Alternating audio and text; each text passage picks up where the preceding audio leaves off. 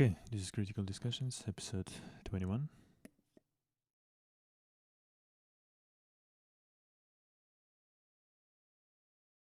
And today we're talking about just some events that happened in April, because I didn't do any episodes in April, because it felt like a rather slow month in terms of the events, which obviously wasn't like that, but felt like that. It's an old news now, it's even from March, that Russia is putting nuclear weapons in Belarus. They station nuclear weapons in Belarus. And sort of the constitution of Belarus was changed by the usurper, by the dictator, sometime last year on a nationwide referendum, which was just a pure sham. Absolutely nothing in this country anymore is decided by people. In the country of Belarus is decided by people, and subsequently, actually, nothing in the country of Russia is decided by people anymore. But yeah, as far as I understand, Russia is finishing building like a nuclear sort of storage facility, and the nuclear weapon will be basically operated by Russia and not by Belarus. So technically, it's not that Belarus will have nuclear weapons, it's that Russia stations their nuclear weapons in Belarus. So I don't really see that it's going to change anything, to be honest.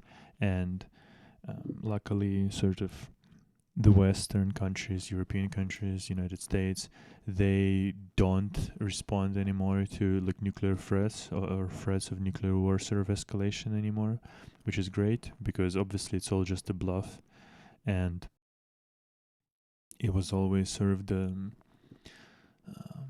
play of Kremlin to kind of get to the talking point, basically, to get sort of USA to maybe like force Ukraine to sit down and talk, whatever it might be, right?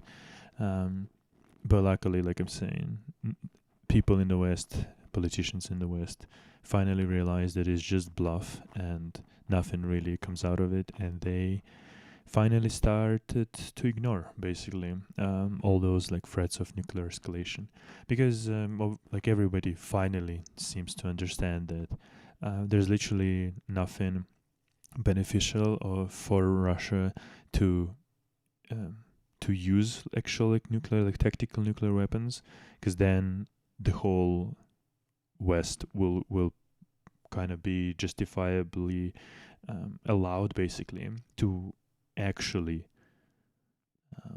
start like some kind of a operation against Russia, right? So because right now it's only Ukrainians who are fighting, and yes, obviously there's a lot of weaponry they've been provided by United States, by UK, by Europe, but it's just Ukrainians. And if Russia actually uses nuclear weapons, then it like escalates to another level.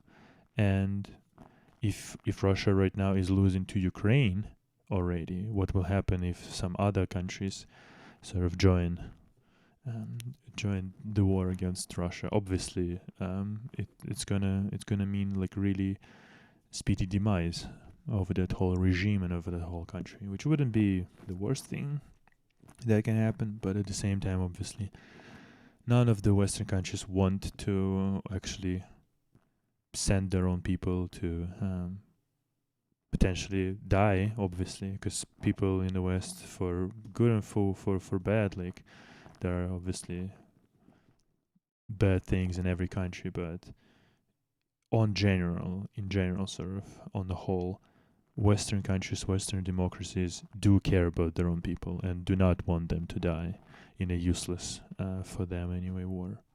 So yeah, that happened, didn't really change anything, like I'm saying. Belarus cannot, as far as I understand, cannot control or cannot like access basically those weapons, nuclear weapons. So yeah, basically didn't change much, to be honest. So there's that.